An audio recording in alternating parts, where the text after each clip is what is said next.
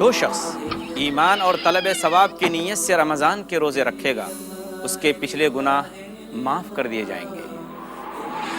رمضان وہ مہینہ ہے جس میں قرآن نازل ہوا جو لوگوں کے لیے سراپا ہدایت ہے۔ برکتوں و رحمتوں کا سائبان تحفہ رمضان۔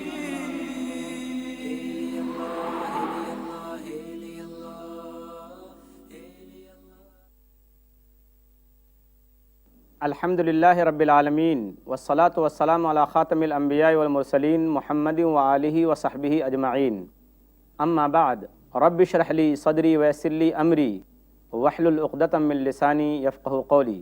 محترم ناظرین، تحفہ رمضان کی یہ 11ویں نشست ہے، اس میں آپ تمام حضرات کا پھر سے ایک بار استقبال ہے۔ السلام علیکم ورحمۃ اللہ وبرکاتہ۔ آج کی اس نشست میں آپ کے لیے جو ہم تحفہ لے کر آئے ہیں وہ انتہائی اہم تحفہ ہے۔ اس کا جو عنوان ہے وہ یہ ہے، ہمارا روزہ بے مقصد کیوں؟ محترم ناظرین، اللہ کے رسول صلی اللہ علیہ وسلم کا فرمان ہے، عن ابی ہریرہ رضی اللہ عنہ قال قال رسول اللہ صلی اللہ علیہ وسلم رب صائم لیس له من صیامہ الا الجوع ورب قائم لیس له من قیامہ الا السحر۔ سنن ابن ماجہ کتاب الصیام، حدیث نمبر 1690۔ اس حدیث کا ترجمہ یہ ہے کہ بہت سے روزہ رکھنے والے ایسے ہیں کہ جنہیں روزے کے اندر بھوکا پیاسا رہنے کے علاوہ کچھ بھی نہیں ملتا، اور بہت سے تہجد گزار اور راتوں کو عبادت کرنے والے ایسے ہیں کہ انہیں جاگنے کے علاوہ کچھ بھی نہیں ملتا۔ اس حدیث سے صاف طور پر معلوم ہو گیا کہ بھوکا پیاسا رہنا عبادت نہیں بلکہ اصل عبادت کا ذریعہ ہے، اور اصل عبادت یہ ہے کہ آدمی اللہ کے ڈر سے ہر اس چیز سے رک جائے جس سے اللہ ناراض ہوتا ہے، اور جس چیز سے اللہ خوش ہوتا ہے اس پر عمل کرنے والا ہو جائے۔ جو شخص اس عبادت سے بے خبر اور غافل رہا تو اس نے خواہ اپنے پیٹ کو بھوک اور پیاس کی تکلیف دی۔ اللہ کو کب ضرورت تھی اس بات کی کہ انسان 12 گھنٹے یا 14 گھنٹے یا اس سے زیادہ یا کم اپنے پیٹ کو بھوک اور پیاس کی تکلیف دیتا، اور اللہ کو کب ضرورت تھی کہ اللہ تبارک و تعالیٰ اس سے اتنے لمحے کے لیے، اتنی مدت کے لیے کھانا پینا چھوڑا دیتا۔ ناظرین کرام، آپ غور کریں کہ ہم روزے سے ہیں اور ہم نے جائز چیزوں کو چھوڑ رکھا ہے۔ کھانا جائز ہے، پینا جائز ہے، ہم نے ان جائز چیزوں سے اپنے آپ کو روزے کی حالت میں بچا رکھا ہے، لیکن جو چیزیں پہلے ہی سے ناجائز ہیں ان چیزوں کو نہیں چھوڑا، تو ہمارا روزہ کیسا ہوا؟ جبکہ اللہ تبارک و تعالیٰ کا صاف حکم ہے، وَذَرُوا ظَاهِرَ الْإِثْمِ وَبَاطِنَهُ إِنَّ الَّذِينَ يَكْسِبُونَ الْإِثْمَ سَيُجْزَوْنَ بِمَا كَانُوا يَقْتَرِفُونَ۔ سورہ انعام، سورہ نمبر 6، آیت نمبر 120، کہ جو گناہ چھپے ہوئے ہیں اسے بھی چھوڑو، اور جو گناہ کھلے ہوئے ہیں انہیں بھی چھوڑ دو۔ یقیناً جو لوگ گناہ کا کام کرتے ہیں، برائی کرتے ہیں، انہیں قیامت کے دن ان کے اعمال کی سزا ملے گی، ان کی برائیوں کی سزا انہیں ملے گی۔ ہمارا روزہ بے مقصد کیسے ہوتا ہے؟ ہمارے نوجوان رمضان میں رات کے وقت رات بھر کیرم کھیلتے ہیں، بیڈمنٹن کھیلتے ہیں اور کرکٹ کھیلتے ہیں، اور نہ جانے کون کون سے کھیل کھیلتے ہیں۔ ہمارے مسلمان بھائی رات بھر بیٹھ کر ہوٹلوں میں گپ شپ کرتے ہیں، اور عید کی خریداری اور شاپنگ تو پہلے ہی روزے سے شروع ہو جاتی ہے۔ گویا رمضان عبادت کا مہینہ نہیں، وہ تہوار کا مہینہ ہو گیا۔ تراویح ایک رسم بن جاتی ہے، لوگ بوجھ سمجھ کر تراویح پڑھتے ہیں اور یہ سوچتے ہیں کہ کب تراویح ختم ہوگی اور ہم باہر جا کر گھومیں پھریں اور ٹہلیں۔ یہاں تک دیکھا گیا ہے کہ کچھ لوگ 2 رکعت تراویح پڑھ کر، کچھ 4 رکعت، کچھ 6 رکعت پڑھ کر مسجد سے باہر نکلتے ہیں۔ کچھ لوگ یعنی تراویح پوری ہونے سے پہلے ہی بھاگ جاتے ہیں۔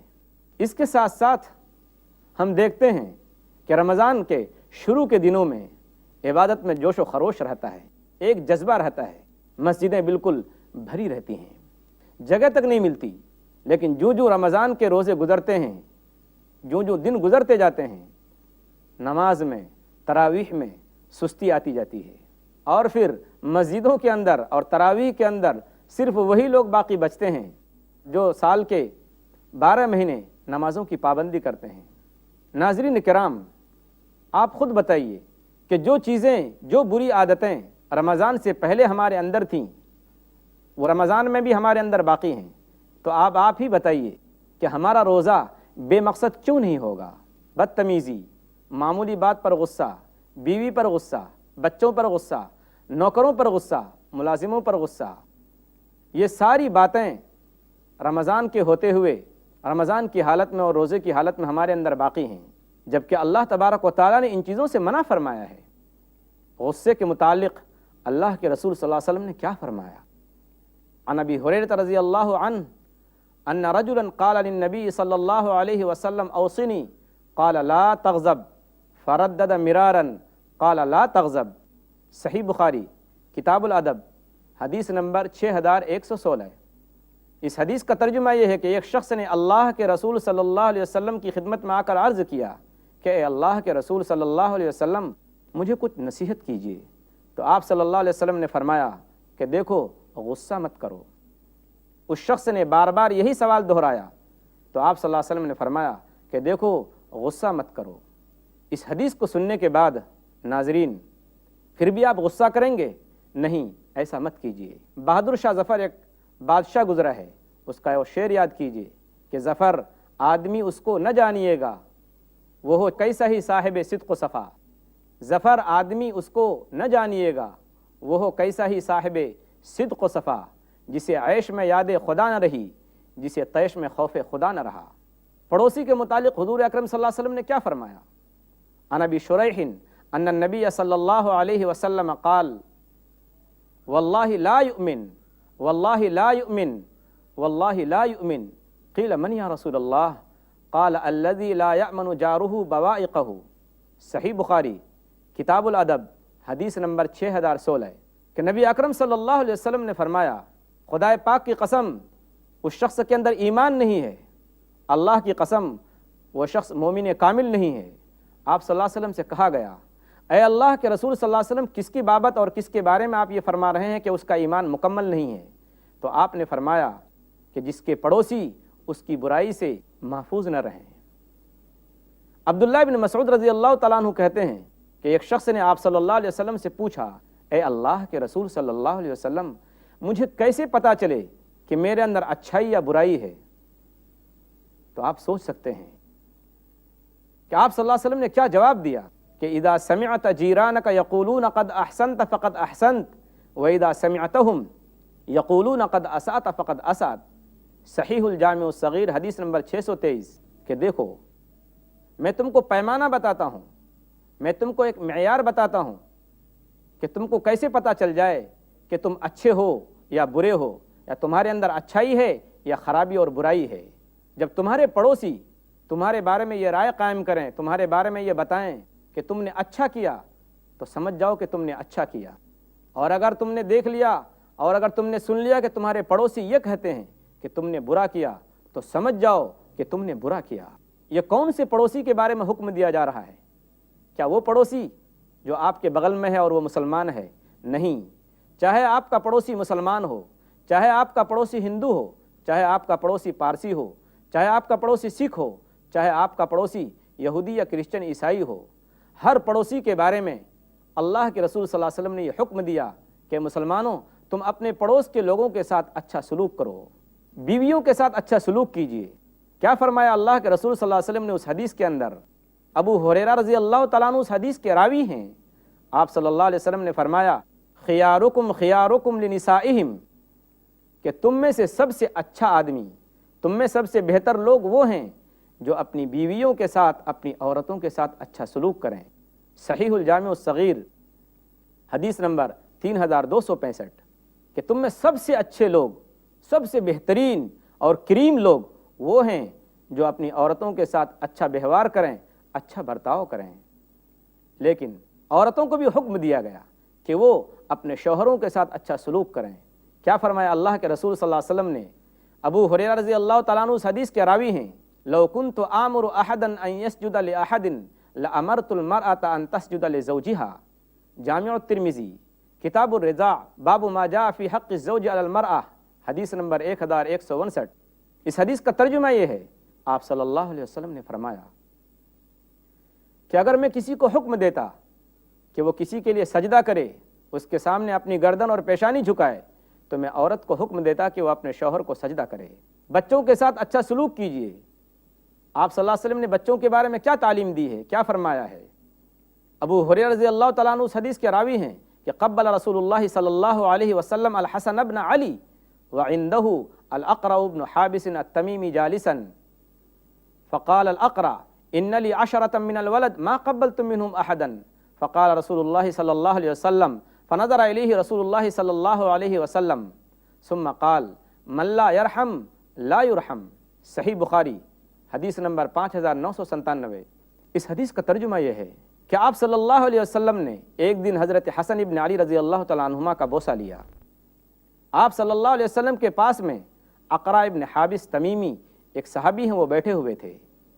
انہوں نے جب یہ منظر دیکھا کہ آپ صلی اللہ علیہ وسلم اپنے نواسے کو بوسہ لے رہے ہیں، تو انہوں نے کہا اے اللہ کے رسول صلی اللہ علیہ وسلم، میرے تو 10 بچے ہیں، میں نے تو کبھی بھی کسی کا بوسہ نہیں لیا۔ تو آپ صلی اللہ علیہ وسلم نے اس صحابی کی طرف گھور کر دیکھا اور فرمایا کہ دیکھو، جو شخص رحم نہیں کرتا اس پر رحم نہیں کیا جاتا۔ کیا آپ اب بھی اپنے بچوں کے ساتھ برا سلوک کریں گے؟ نہیں، ایسا مت کیجیے۔ اگر آپ چاہتے ہیں کہ روزے کا مقصد آپ کو حاصل ہو، آپ اپنے روزے کے مقصد میں کامیاب ہوں، تو آپ کے لیے ضروری ہے کہ آپ غصے سے پرہیز کریں، آپ پڑوسیوں کے ساتھ اچھا سلوک کریں، بیوی بچوں کے ساتھ بھی اچھا سلوک کریں۔ ناظرین محترم، ہم نے رمضان کے اندر روزے کی حالت میں جائز چیزوں کو چھوڑ دیا، لیکن ہماری حالت کیا ہے کہ گھر میں ٹائم پاس کے لیے فلمیں دیکھی جا رہی ہیں، سودی کاروبار ہو رہا ہے، رشوت بھی لے رہے ہیں اور دے بھی رہے ہیں، ماں باپ کی نافرمانی بھی ہو رہی ہے، ماں باپ کے ساتھ برا سلوک بھی ہو رہا ہے، میوزک بھی بج رہی ہے، غیبت بھی ہو رہی ہے۔ آپ سوچئے کہ روزہ رکھ کر ہم یہ سب کام کریں گے تو ہمارا روزہ بے مقصد کیوں نہیں ہوگا؟ آپ جانتے ہیں کہ ہماری سوسائٹی کے اندر لوگ سمجھتے ہیں کہ جو انٹرسٹ پر کوئی چیز لے وہی سود ہے، لیکن اللہ کے رسول صلی اللہ علیہ وسلم نے فرمایا کہ سب سے بڑا سود کیا ہے؟ صحیح الجامع الصغیر حدیث نمبر 3539۔ اس حدیث کا ترجمہ یہ ہے، اللہ کے رسول صلی اللہ علیہ وسلم نے فرمایا، بہت چونکانے والی حدیث ہے۔ اللہ کے رسول صلی اللہ علیہ وسلم نے فرمایا کہ سود کے 73 دروازے ہیں، سود کے 73 دروازے ہیں، اور ان میں سب سے ہلکا یہ ہے کہ آدمی اپنے ماں کے ساتھ نکاح کرے، یعنی سب سے بدتر گناہ یہ ہے کہ آدمی اپنی ماں کے ساتھ زنا کرے۔ اور آپ صلی اللہ علیہ وسلم نے آگے فرمایا کہ سب سے بڑا سود یہ ہے کہ آدمی کسی مسلمان کی عزت پر حملہ کرے۔ ہمارے ہاں رشوت لی جا رہی ہے روزے کی حالت میں۔ رشوت کے بارے میں آپ صلی اللہ علیہ وسلم نے کیا فرمایا؟ عن عبداللہ بن عمرو رضی اللہ عنہما قال قال رسول اللہ صلی اللہ علیہ وسلم لعنت اللہ علی الراشی والمرتشی۔ صحیح الجامع الصغیر حدیث نمبر 5114۔ اللہ کی لعنت ہو اس شخص پر جو رشوت لے اور رشوت دے۔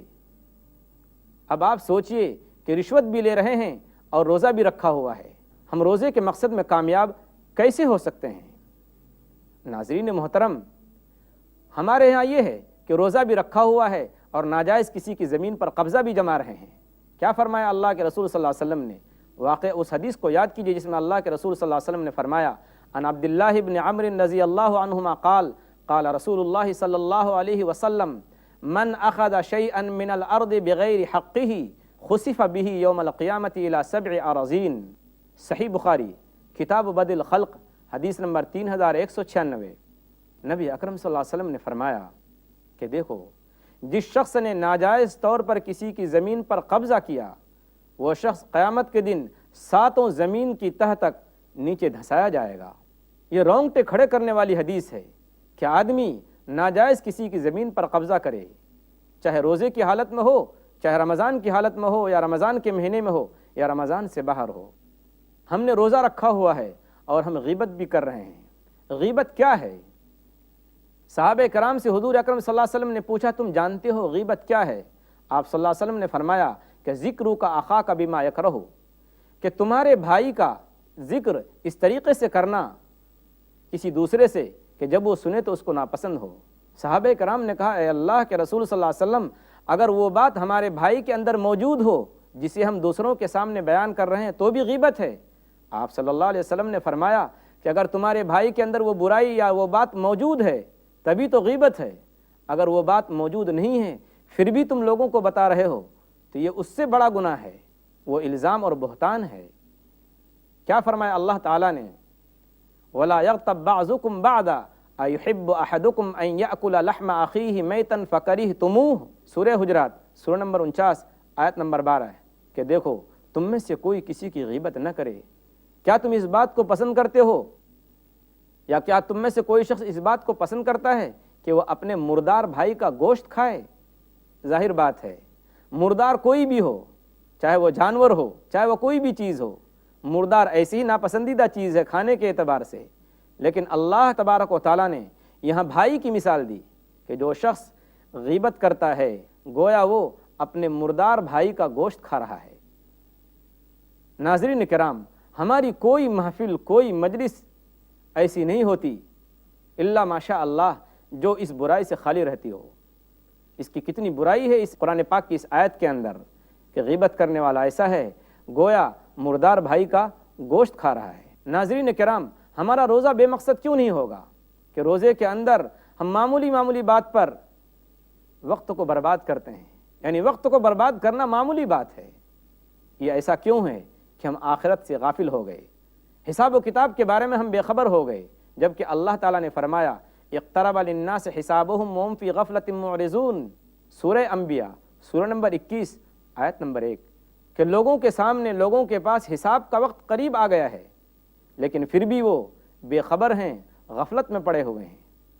والعصر ان الانسان لفی خسر، قسم ہے زمانے کی سارے کے سارے لوگ خسارے اور نقصان میں ہیں۔ وقت برف کی مانند پگھل رہا ہے لیکن ہم ہیں کہ اس کی قدر نہیں کرتے، ہم اس کی قدر نہیں کرتے۔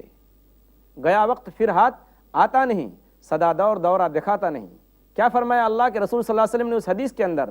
ابن عباس رضی اللہ تعالی عنہما اس حدیث کے راوی ہیں کہ ان ابن عباس رضی اللہ عنہما قال قال رسول اللہ صلی اللہ علیہ وسلم نعمتان مغبون فیہما کثیر من الناس الصحۃ والفراغ، صحیح بخاری حدیث نمبر 6412 ہے۔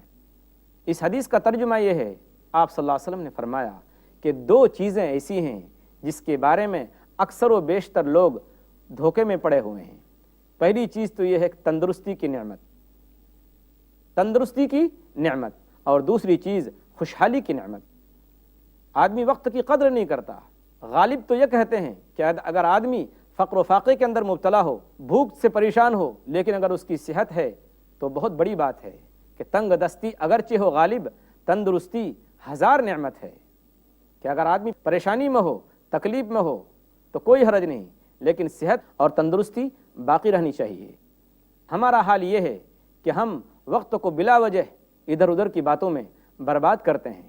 ناظرین کرام، اب میں آپ سے آخر میں ایک اہم سوال پوچھنے والا ہوں۔ وہ سوال یہ ہے کہ ایک مفتی سے اگر آپ نے پوچھا رمضان کے دنوں میں روزے کی حالت میں کسی شخص نے غیبت کر لی، چغلی کر لی، جوا کھیل لیا، فلم دیکھ لی، سود کا پیسہ لے لیا، رشوت کا پیسہ لے لیا، کسی کی زمین پر ناجائز قبضہ کر لیا، یا ماں باپ کی نافرمانی کی، یا کوئی بھی ایسا کام جو شریعت کے خلاف ہو اس نے کر لیا، تو کیا اس کا روزہ ٹوٹ گیا؟ ظاہر بات ہے آپ کسی مفتی سے بھی پوچھیں گے تو وہ یہی جواب دے گا کہ اس کا روزہ نہیں ٹوٹا۔ لیکن آپ جانتے ہیں کیا ہوا؟ روزے کی روح حاصل نہیں ہو سکی، روزے کا جو ثواب ہے وہ اس کو مل نہیں سکا۔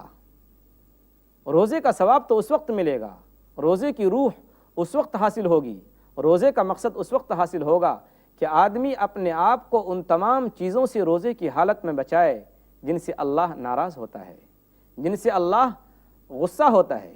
ان تمام چیزوں سے جب تک آدمی اپنے آپ کو نہیں بچائے گا تو روزے کے مقصد کو وہ پا نہیں سکتا۔ اس لیے ہم ناظرین سے کہنا چاہتے ہیں کہ دیکھیے، رمضان کے مہینے میں روزے کی حالت میں آپ اپنے آپ کو تمام گناہوں سے بچائیے اگر آپ چاہتے ہیں کہ آپ کو روزے کا مقصد حاصل ہو۔ اس کے لیے ضروری ہے کہ ہم اپنے رشتہ داروں کے ساتھ اچھا سلوک کریں، ماں باپ کے ساتھ اچھا سلوک کریں، اور اس کے ساتھ ساتھ ہم پڑوسیوں کے ساتھ اچھا سلوک کریں، بیوی بچوں کے ساتھ اچھی طرح سے پیش آئیں، رشتہ داروں کے ساتھ اچھی طرح سے پیش آئیں۔ اس کے ساتھ ساتھ ہم نوکروں کے ساتھ، ملازموں کے ساتھ بھی اچھا سلوک کریں۔ قرآن پاک کی تلاوت زیادہ سے زیادہ کریں۔ ناظرین کرام، یہ کتنی بڑی بدنصیبی ہے ہمارے لیے کہ ہم پورے 1 مہینے اپنی تربیت کرتے ہیں، ٹریننگ دی جاتی ہے ہم کو کہ ہم اپنے آپ کو گناہوں سے بچائیں اور اللہ کا تقوی حاصل کریں، پرہیزگاری حاصل کریں، لیکن افسوس اس بات کا ہے کہ ہم رمضان کے ان دنوں کو، ان قیمتی دنوں کو، ان مبارک دنوں کو کھیل کود میں اور لہو و لعب میں اور بیہودہ باتوں میں گزارتے ہیں اور اپنے آپ کو گناہوں سے نہیں بچاتے۔ اللہ کے رسول صلی اللہ علیہ وسلم نے کیا فرمایا؟ ابو ہریرہ رضی اللہ تعالیٰ عنہ اس حدیث کے راوی ہیں کہ اللہ کے رسول صلی اللہ علیہ وسلم نے فرمایا کہ الصیام جنۃ فلا یرفث ولا یجہل وان شاتمہ او قاتلہ فلیقل انی صائم۔ صحیح بخاری کتاب الصوم حدیث نمبر 1894۔ اس حدیث کا ترجمہ یہ ہے، اللہ کے رسول صلی اللہ علیہ وسلم نے فرمایا کہ روزہ ڈھال کی مانند ہے، لہذا تم میں سے جو شخص روزے سے ہو تو اسے چاہیے کہ وہ اپنی زبان سے کوئی بیہودہ اور گندی بات نہ نکالے اور نہ نادانی کی بات کرے، اور اگر کوئی اس کے ساتھ جھگڑے پر اتر آئے یا اس کو گالی دے تو وہ کہہ دے کہ دیکھو تم اپنی زبان گندی کرو اور خراب کرو، تم مجھے چاہے کچھ بھی کہہ لو، لیکن میں روزے سے ہوں، میں تو کوئی ایسی بات اپنی زبان سے نہیں نکال سکتا جس سے اللہ ناراض ہو جائے۔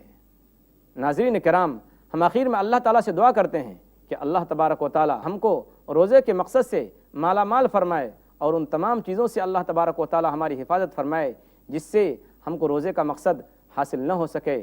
آمین۔ وآخر دعوانا ان الحمد للہ رب العالمین، والسلام علیکم ورحمۃ اللہ وبرکاتہ۔